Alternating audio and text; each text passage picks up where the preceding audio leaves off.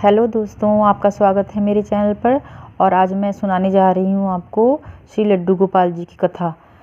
श्री कृष्ण जी के एक परम भक्त थे कुंभन दास जी, और उनका एक बेटा था रघुनंदन। कुंभन दास जी के पास भगवान श्री कृष्ण जी का एक चित्र था जिसमें वे बांसुरी बजा रहे थे। कुंभन दास जी हमेशा भक्ति में लीन रहते थे। एक बार कुंभन दास जी के लिए वृंदावन से भागवत कथा के लिए बुलावा आया। पहले तो उन्होंने भागवत में जाने से मना कर दिया, लेकिन लोगों के आग्रह करने पर जाने के लिए तैयार हो गए। अब उस समय भगवान जी को भोग कौन लगाएगा, इसकी जिम्मेदारी उन्होंने अपने पुत्र को सौंप दी।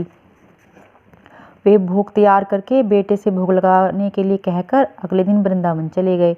अब रघुनंदन जी ने भोग की थाली उठाई और ठाकुर जी के सामने रख दी और कहा, ठाकुर जी आ जाओ और भोग लगा लो। वे इतने भोले थे, सोच रहे थे कि ठाकुर जी आएंगे और जैसे हम अपने हाथों से खाते हैं वैसे ही ठाकुर जी भी खाएंगे। रघुनंदन ने कई बार भगवान जी से भोग लगाने का आग्रह किया।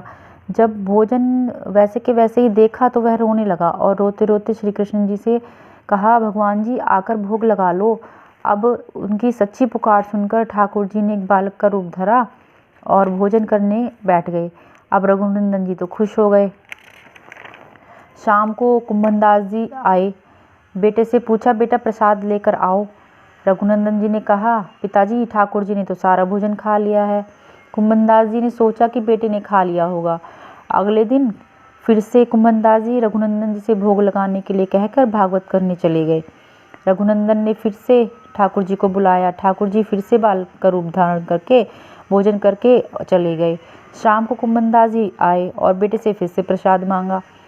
बेटे ने कहा, ठाकुर जी ने तो सब खा लिया है। अब ये क्रम कई दिन तक चला। कुंभन दास जी ने सोचा, ये बेटा मेरा इतना झूठ क्यों बोल रहा है। उन्होंने अगले दिन लड्डू का प्रसाद बनाया और थाली में रखकर दूर जाकर छुप गए। रघुनंदन ने फिर से कहा, ठाकुर जी आओ, भोजन कर लो, भोग लगा लो। अब ठाकुर जी फिर से बाल रूप में आकर जैसे ही लड्डू उठाकर खाने लगे, कुंभन दास जी की आंखों से आंसू बहने लगे। उन्होंने दौड़कर कान्हा जी के पैर पकड़ लिए और जैसे ही कुंभन दास जी ने उनके पैर पकड़े, कान्हा जी ठिठक गए और वहीं मूर्ति के समान बन गए। उनके हाथ में लड्डू था। तभी से उनके इस स्वरूप को लड्डू गोपाल जी के रूप में सब पूजने लगे। तो कैसी लगी आपको कथा। वास्तव में कान्हा जी को जो जिस तरह से जिस भाव से पुकारता है वो अवश्य आते हैं। और भगवान श्री कृष्ण तो प्रेम के ही भूखे हैं। बोलिए लड्डू गोपाल जी की जय। जय श्री कृष्ण। राधे राधे राधे राधे।